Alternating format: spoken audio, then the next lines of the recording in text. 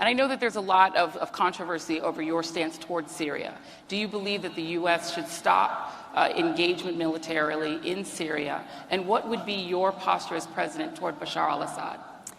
Our military's mission and purpose is to keep the American people safe. So our troops deployed to Syria initially to work with the Kurdish forces on the ground to go after and defeat ISIS. That mission has largely been accomplished. Unfortunately, as this was happening since 2011, covertly initially with the CIA, there was a regime change war that was launched during that time. As part of that war, and many of you may not even be aware of this, but our taxpayer dollars were being used to provide both direct and indirect support to terrorist groups in Syria like Al-Qaeda and others in order to go in and topple the Assad government. I had a chance to go to Syria, where I heard from the Syrian people.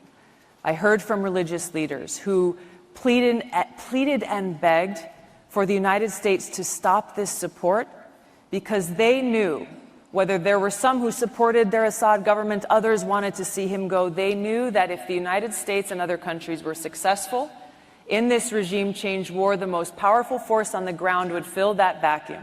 And the most powerful force were these terrorist groups like Al-Qaeda, whose sole mission was to wipe out Christians and other religious minorities in Syria. Anyone who did not adhere to their extremist ideology.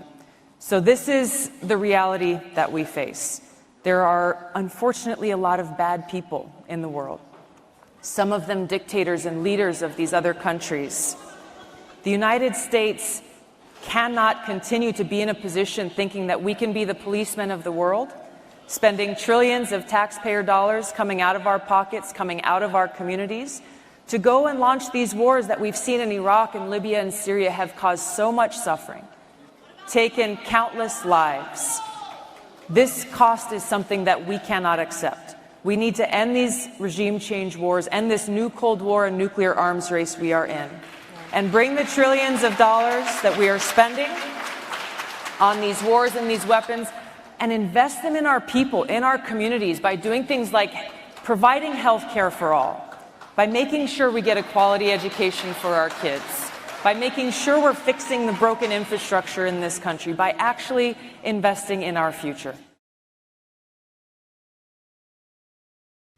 Hey, NBC News viewers, thanks for checking out our YouTube channel. Subscribe by clicking on that button down here and click on any of the videos over here to watch the latest interviews, show highlights, and digital exclusives. Thanks for watching.